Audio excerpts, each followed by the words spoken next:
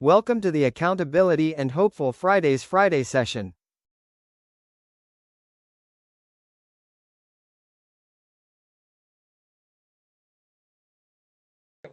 All right, now, beautiful. Thank you, sir. Appreciate it. Okay, so uh, I'm not entirely sure why we begin recording here, but I do want to call out the fact that we said, hey, look, we're approaching 30 volunteers. We have 3,000 members like yourselves and counting, and there are several of you who are new to the meeting today and perhaps new to the group as well. Again, I cannot say it enough and hope you don't feel redundant. Thank you for being here. You are all very welcome. Always come, always pitch in, always ask, always stay connected. Uh, and as I said before earlier, we're the only organization, again, that I know of that brings this kind of dynamism. And every Friday, we try to put some new energy into it by having new people come in, right? I think that 82 number is higher now. I didn't update the slides this week. I'm not sure if Danny did, but we continue to have these sessions every Friday. We have more guest speakers that come in every time. That 419, I think that's at least 420 now with Jerry, if not more. So this number, we probably need to make this slide something programmatic where it updates itself. I don't know, but there you go. Maybe Clippy can do that for us, Crystal. I'm not sure. All right. Hard to say. Unfortunately, All the right. host So, has to do it. well, there's no, so that you know how you rely on that guy. All right. So, hey, Lauren, you are here. You have been extremely patient waiting for us to have you do your share with us today. So if you don't mind, what I will have you do as you begin is, you of course tell us who you are and what you're going to share with us. But if you do have that one little piece of insider knowledge that people may not be aware of, we'd love to have you share that little nugget, toward the beginning as well. Yeah, absolutely. I'm happy to be here, guys. I know I'm very new to all of this. I'm actually filling in for someone who couldn't make it this week, but happy to be here. A little background on myself. I graduated from James Madison University, which is up in Virginia, if you guys are unfamiliar with that. Actually back in 2025, I was a student athlete there. I played softball for 4 years. So if you have any softball fans, that's right up my alley. I'm currently getting my master's degree at University of North Carolina at Charlotte, so I am based in the Charlotte area. But I'm also working part-time. I work part-time at the university. I am a graduate teaching assistant, so what that means is as I get my master's program, I'm also teaching part-time at our Center for Academic Excellence. In short, we kind of like to think of ourselves, we're not advisors, but we're just kind of like supplementary professors to the student body. So that's kind of what I do. I also work as an intern at a company called National Gypsum. I am in brand marketing, and my undergrad degree is in media arts and design with a concentration in creative advertising. I graduated with honors and distinction at James Madison University, and I'm getting my master's in communications at UNC Charlotte. So that's a little bit of the background of me. One thing I am going to talk about today is AI. As we all know, it's the hot topic kind of in the corporate world right now. But I'm going to bring a little bit of my insider knowledge in the sense of being new into the workforce, but having this be in a digestible conversation kind of type between myself, maybe Cale a little bit, on just basically what it looks like, some tips and tricks, how I like to use AI and how it can help you guys in your job search. So I know first and foremost with AI platforms, it can be overwhelming. There seems to be a new one starting up every week and it does this new thing or does this really niche thing. And which one is the best one? Is it Copilot? Is it Chat? Is it Claude? Is it whatever? I'm here to tell you guys, being someone who is like, again, still new to the whole AI sphere, as many of us are, I think a lot of times it gets really blown out of proportion, but there are ways to walk alongside AI as opposed to having AI do our jobs for us. I think a lot of times it is this common misconception that AI is something that we have to have a whole bunch of knowledge on. We have to be masters at it before we apply to specific jobs. We have to, be certified in every single thing that we know. And I'm not knocking that. Okay, let me put that out there. Certifications are great. It's always great to be super informed, but I think sometimes we go into jobs thinking we're already underqualified because we don't have this set level of maybe expertise that other people do. One of the pieces of advice I got offered very early on, actually, this was still when I was doing my undergrad, but it was, if you get offered an interview, it's not because you're not qualified for the job. People already know you're qualified. That's why you have the first interview. But they want to see that you have a dynamic personality. They want to see that you are going to be fit for the role. And one thing that I think we get kind of lost with is, one, a sense of curiosity, and two, adaptability. The biggest thing with AI, I think, is being able to be open to learning all of these platforms, especially if your company has one specifically that they use.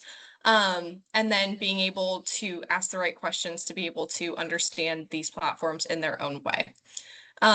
So for example, like most of us here, I am in the marketing sphere, and everyone's coming about, hey, it's going to take your jobs. I'm like, well, I'm in marketing. So if one of them is going to go, marketing is, it's one of those where it can go either way, especially being a designer. But I've never let AI be the determinant on, okay, this is going to make or break a job offer that I have or an internship offer that I have. One of the things is, when I first came into National Gypsum, was they are a very AI forward company. They love using it. We are quickly learning different platforms and how they kind of can help us in our job performance. And again, one of the things that we're all learning, especially on my team, is just going like, how do we use AI to our advantage, but we still keep the human component with it? So what that looks like from a job perspective, it can be something as simple as prompting AI to help you with your actual application. Now, when I say that, a lot of stuff could be, or like the generic way that people tend to go about it is, hey, have me write my resume. That's not necessarily a bad way to go about it. However, you're probably one of millions of people who are having it do the exact same thing. So one of the things that this causes is redundancy. When we see resumes in our job applications, and all these other companies from a hiring perspective are also using, at times, bots to be able to filter out all these different things. So something that I would propose would be, instead of saying something like write me a resume, I would prompt any one of these, ChatGPT, Copilot, what have you, as act like a recruiter hiring for a blank position. What are the top qualifications you're looking for? What do you know of the company in terms of the people that they hire? What kind of personality traits are they looking for? Being able to use these platforms as more of a teacher versus like a tool can sometimes be the most beneficial way to do that. Additionally, another great prompt I like to use is, based on my background, what strengths would be most attractive for this particular role. So this could be as simple as upload a PDF of your resume, upload a link to a job posting or something like that. Have one of these platforms cross-reference, say, okay, what can I pull from these two? And then take that information it has regurgitated out. Always double check with the software. That is a hill I will die on, metaphorically speaking, but always double check yourself, double check the job description, make sure that, there's no bluffing in there. And then be able to come up with a slide, be able to come up with whatever you are able to gather from that and put it in a concise way for your recruiter to have you stand out in one way or another. Also, I know I'm going a little fast. If at any point you guys have any questions, please just let me know. But another way I like to use it, especially when it comes to job searching, is having ChatGPT, Copilot, any one of these like quote unquote free platforms, have it act as an interviewer for you.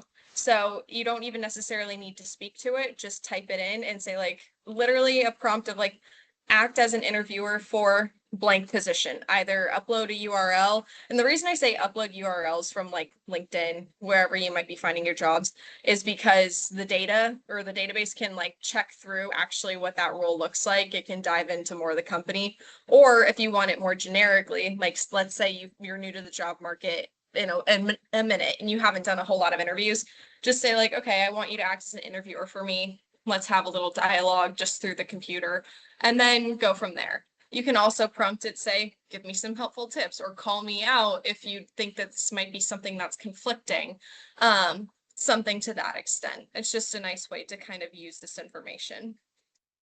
Hey, Lauren, do you mind if Addition- do you mind if I hate to do not let me knock you off your case, but I do want to You're ask. good. I threw the question out to the group, and I'll throw it to you as well. And Mhm. this is and Jimmy, not to put you on the spot, but I'm sort of thinking of you when I asked this question.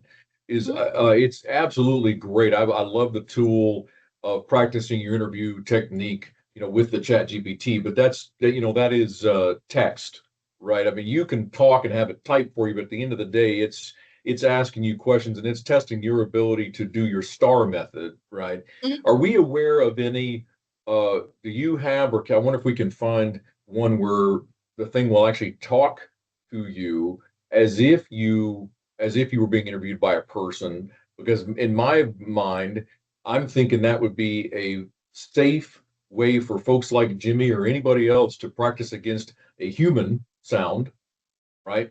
That would give them that extra bit of realism than they would get from just typing at a GPT. Anybody got that? Or, Lauren, any tip, or do you know of any of those? Full transparency, I don't. But again, we can use something like chat, say almost like a Google search. Hey, are you familiar with any AI platforms where maybe I can do X, Y, and Z? Again, I am really in the habit, and maybe this might be the Gen Z in me coming out, but I use Chat GPT and Copilot almost like my Google search bar, and I ask it whatever I want to, and if it gives me the information I want, great. If it doesn't, I go off and find it some other way. But I they Yeah. if AI has taught me one thing, it's that there's a platform for pretty much anything out there. I think this might just require, a little bit more research on my part or anyone else who's interested part. But I do think that this could be, a tool that would be beneficial, especially as you were saying, Cale, like practicing talking to someone, especially if public speaking's not your thing, or, you have a little bit of interview anxiety, whatever your case is. I think that could be very beneficial.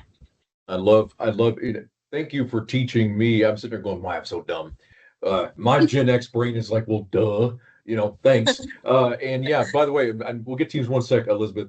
I'm glad you mentioned using the Chat GPT for search. And the reason I like this, because in case there's any of you on this call who are looking for ways to make sure you get discovered, SEO is dead. Now it's all GEO. Now you are not the only one who searches for things in the AI. The AI now searches for things. You are found on crawlers from the engines, not from Google. The crawlers crawl Google, they crawl Bing, they crawl whatever, and they put their information out there now. That GEO versus SEO. You're right. You're dead right. Elizabeth, you had something. Thank you, Janice. Elizabeth, you had a question or a comment? Oh, I just wanted to share that ChatGPT does do a mock interview, and you can speak to it, and it'll give you feedback on how you did, how you can do better, and you can even have it rate you at the end of the interview, and it'll tell you what are your chances of moving forward. And you Okay. can do And multiple rounds. I was going to say almost all of them, Gemini does, so does Claude, so does ChatGPT. There's a voice button. You can have it do the interview, but you can answer using the voice option so that you can practice speaking, and it still works the same way. It'll rate how you've done. Right. There's that. And that's good. I was wondering too, just for the part where we could have someone mock a human. I like the after. I like the part where it's giving you feedback after and this sort of thing.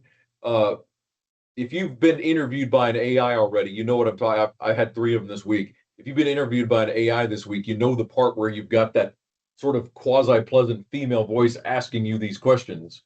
You know, I would love to have that type of resource when it was low pressure for somebody to practice on. There is a tool that I'm aware of, but the last time and I actually purchased it, but the last time I used it, it still has all the same problems it had when I initially used it. And the developers seem slow to fix or even acknowledge that the problems I pointed out are real problems. So I'm So loath no to reference to that one. recommend it. Yeah, I'm loath to recommend it for that reason. Well, let's do this. We jumped, we sort of probably rat holed a bit, Lauren, so bear with me while I bring us back home. I don't want to go past anybody. Cornelia had her hand up. I'm seeing, let's see, Cornelia plus two. Oh, Ann. So yeah, Ann and then Cornelia, and then we I'll make jump back mine to real Lauren. quick. So I found AI useful in a particular way when I had network calls and I wanted to get something specific from the network call. So I put the LinkedIn profile of that person and what are some good questions you'd recommend based on the background. And it was really a productive call because there were things I would ask for, but they felt vanilla. And I just pulled out a whole bunch of stuff. So I really wanted to share that because I thought that was just such a great, return on I agree. investment, so to speak. And yeah, and you can do that whether it's Perplexity. I happen to have a warm spot for Perplexity in my heart for doing that kind of research because that's how it began, and I used it starting in that way. Whatever tool of choice you want, absolutely, I echo the big time value in doing research on who your interviewers possibly are going to be.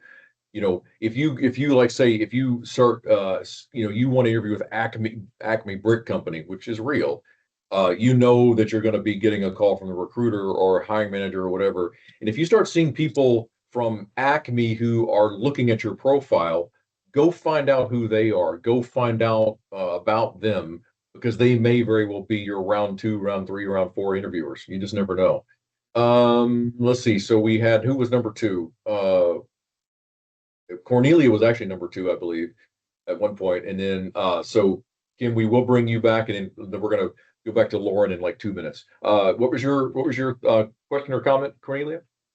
I would just, hello everyone. Thank you for this wonderful space. I have been sitting here and just truly have been enjoying everything that's been pouring into me. People don't know, but sometimes just a word or a phrase that some people say, we needed that. So I want to thank all of you that have spoken. So I am a retired U.S. Army veteran, and I also am a cybersecurity expert. I'm a certified ethical hacker, and I also am a certified CPD certified AI consultant. So I'm hearing people talk about maybe some jobs they're looking for. And I do, because I've been working in this field for quite a while, have some good connections. I especially have some good connections with prime contractors that are hiring. So I heard a couple people say a few things about some jobs. So if they would reach out to me, I put my LinkedIn in there, reach out to me, I may be able to help them with whatever they're looking for. And I will use free, no charge, just paying it forward because someone did that for me. So connect them with whomever they need to try to get what they're trying to get done. And that's all I want. Thank you.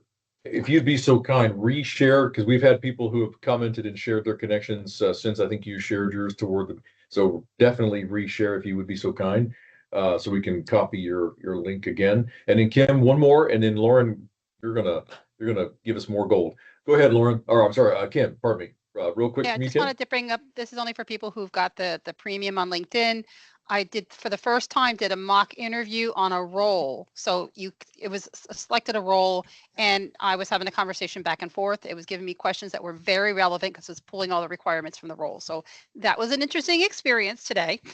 So, and my results, but that was a good one because it was another way to practice if you've got the LinkedIn premium. That's all. Perfect. And there's some of us who have got like 1 or 2 month freebies to give. So you hear me saying, I think I've got a couple. If you need a couple of months of premium freebie, send me an email, ccorbett@hopefulfridays.org. And I'll give the 2 I've got to the first 2 people who ask for them if they need them. Lauren, let's bring it back to you and have you continue. Look, have you noticed how great the content you brought us today is in terms of engagement and value? So what else you got? Awesome. Well, I'm happy to help as always. I know we're gearing towards the end, so I will segue into my last little point I have here, but actually builds nicely off what we were just talking about. But using AI as your personal research assistant, being informed and intentional with what you ask, a general rule of thumb I like to stay towards, because again, AI can get to be this really big thing. We tend to I think make it a little bit larger than life. Stick to the who, what, when, where, whys. You know, take your information, take your job title or whatever you're trying to research, do it for yourself, see what information you get regurgitated back, but then also do it with the job listing that you're looking for. Say like, okay, who is this company? What is this position? Da, da, da, da, da. See what it kind of dumps out for you. Pick it apart. If there's something else you need to follow up on, prompt it again. Please follow up with X, Y, and Z. Ask the questions that come to your mind, because the more that you can be informed about a position, obviously the more confident you're going to feel on it, but it'll also help you, if you want, help me generate some questions based off of this. With interviews, and I'm sure, you know, this, most everyone here knows this, but like you're interviewing your interviewer as much as they're interviewing you yourself. So it's always good to be able to come with a couple of questions that, you know, are going to be a little bit more, not diverse, that's not the right word, but a little bit different than what other people might ask. So have AI help you do it. You don't have to sit at your desk scratching your head for 10 minutes going, okay, well, what can make me stand out here? Have AI kind of help you in that sense. And then my last little point I have here, which is ironic because I'm talking about, you know, how to use AI and all this stuff. It's a little tangent of saying, don't rely on AI too much heavily. Kind of as I touched on earlier, if you get a job interview, it more than likely means that you meet the baseline of requirements for that job, and they are trying to see and feel you out as a person, and especially in the fit for their company.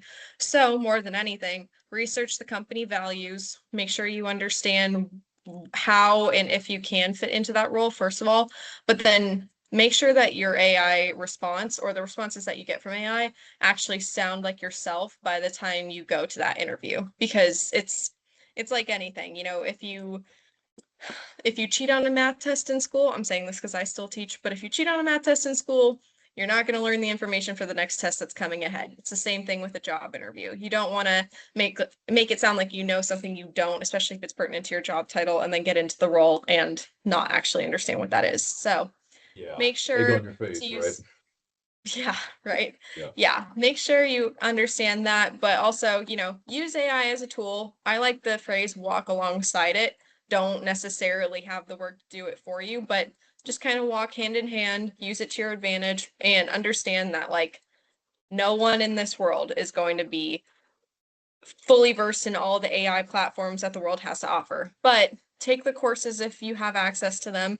But if not, a lot of these different platforms run free trials, things like that, or like the basic level package. You don't always have to have the pro and whatever.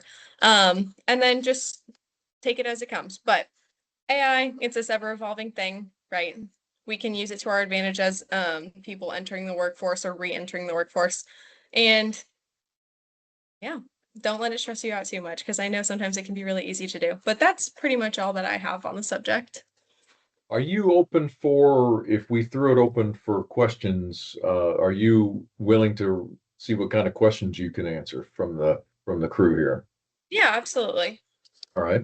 So we'll try to